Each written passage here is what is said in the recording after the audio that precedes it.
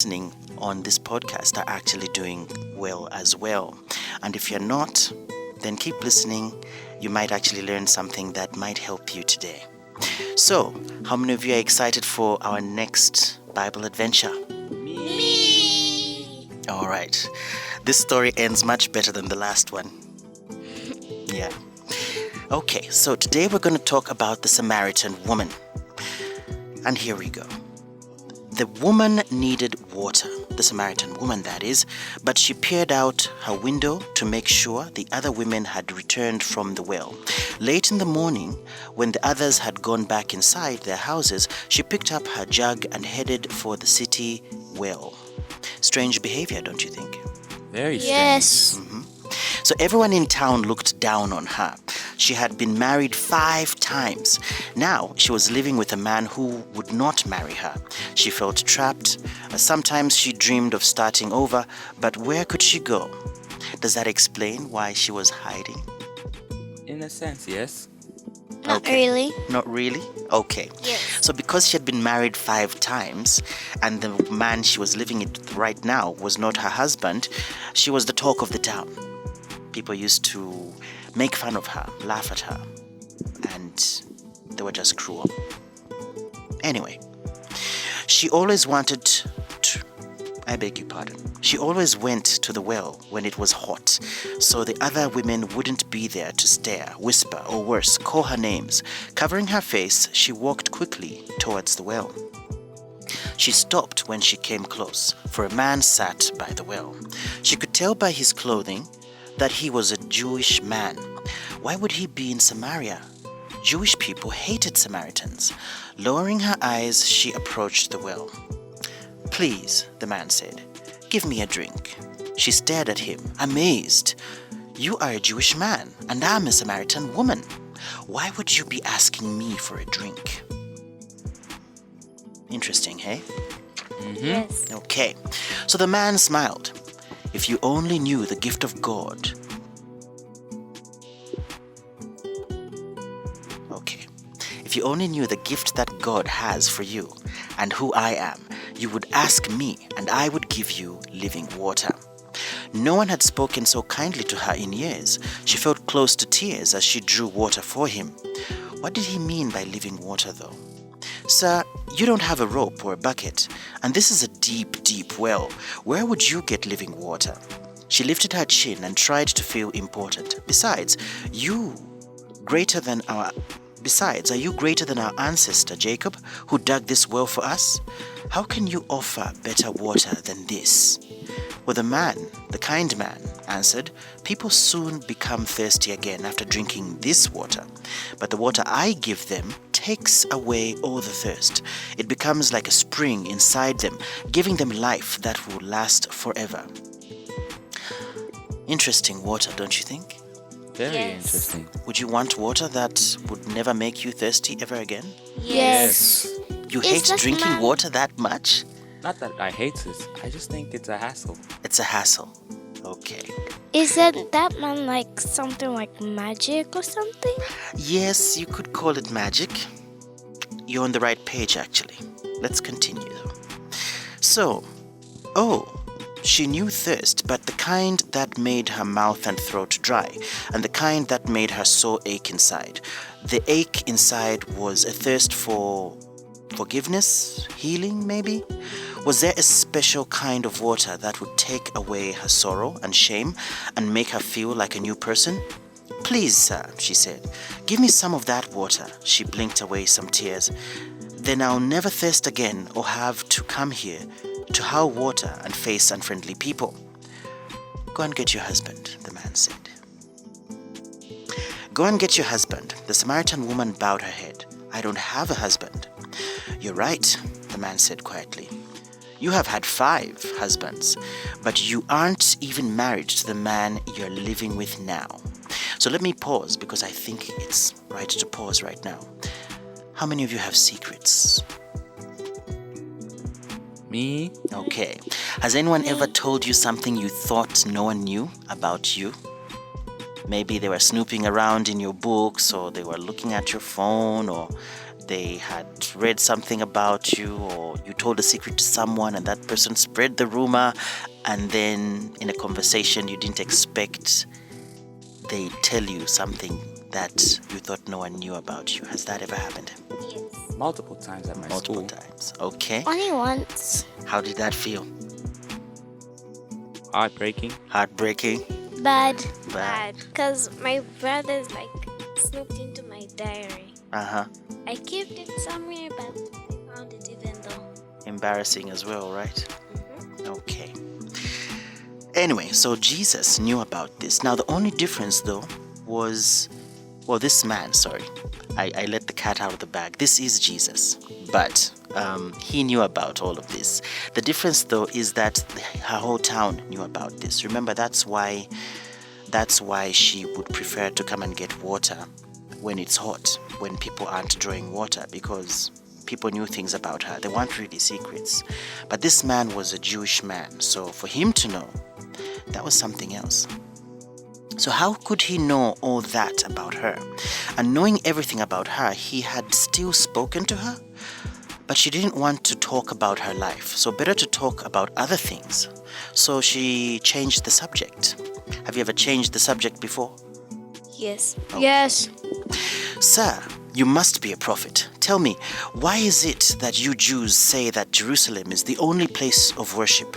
We Samaritans worship here at Mount Gerizim, where our ancestors worshipped. Now that she had reminded him of the big difference between their people, the woman was sure he would stop speaking to her. But he didn't. Imagine that. Believe me, the time is coming when no one... I beg your pardon. Believe me, the time is coming when it will no longer matter whether you worship God the Father here in Jerusalem or there. Who was this man who spoke with such authority and behaved unlike anyone she had ever known? He went on, "You Samaritans know so little about the one you worship, while we Jews know all about him. But true worshippers must worship the Father not only on the outside with their bodies, but also with their spirits inside. They must also worship deep inside with their spirits, their hearts and thoughts. They must worship the true God. The Father is looking for anyone who will worship him that way. For God is spirit, so those who worship him must worship in spirit and in truth." Have you ever worshipped God, but you are not exactly into it? Where you're raising your hands and you're saying, "I worship you, God," but you're thinking about something else at home? Could be the television show, the gaming console, Multiple times, yes. homework. Yes. Okay. Me too. I've done that many times. So that is not true worship. True worship means you're not just doing the things, but you're also meaning it inside. Let me give you another example. Have you ever talked to someone, but you're not really in the conversation? Yes. Yes. Exactly. So that's the same thing with worship. If you're talking to me, then you must be in the conversation. If you are thinking about other things whilst you're talking to me, I'll know that you're not really here in your head. And God knows the same thing as well. So that's what this means. Moving on though. Would God really want her to worship him, even after all the bad choices that she had made? I know the Messiah will come. He will explain everything to us. The man said, "I am the Messiah." If I was holding a mic right now, I'll drop it, but that wouldn't be good for this place. So she raised her head and looked at him. He looked back at her, his eyes filled with love, as if she were a daughter he had been searching for and found. That look filled her with hope and joy again. Some of the kind man's friends came around and called him Jesus. She left her jug and ran back into town. She called out to everyone, "Come and meet a man who told me everything I ever did. Can this be the Messiah who has come to save us? Come and hear what he has to say." Isn't this incredible? She didn't want anyone to talk to her just an hour ago, but suddenly she's drawing attention to herself. Why would she do that? Okay, Mwizu. Because she just met Jesus. Okay, and Jesus is an amazing person to meet. So the people did come, wanting to see Jesus for themselves. Then they began to drink in the words he was saying to them. They begged him to stay in their town. He stayed for 2 days teaching them how to worship God. After Jesus left, the Samaritan woman was afraid her neighbors would treat her as they had before. But many of them told her, "Now we believe Jesus is the Messiah, because we have heard him ourselves. Jesus indeed is the Savior of the world." Then they made a circle around her and helped her feel welcome among them again. And that, my friends, is the end of this story. Any questions? None for me. None for you? Nothing for me as Nothing well. for you? Nothing for me. Okay, then let's jump into those interesting facts. So, did you know that without water, neither plants, animals, nor people would be able to live? Yes. Okay, so your body is about 60 to 70% water. So, yeah, it means that if we divided your body into 10 pieces, 65. well, 60 to 70, 65 is somewhere in there, in the middle. Okay, so about that much.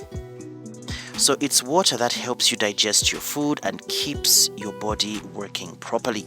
You need 8 glasses of water every day and even more when you exercise. Why do you think you need more when you exercise? Like when you're exercising and then you start sweating, it means water is coming out from your body and you need more water to put it back. All right. So now let us look at how this affects our lives. So all of us do things that are wrong. Other people may start treating us badly because of what we've done. Have you ever been treated badly because of what you've done?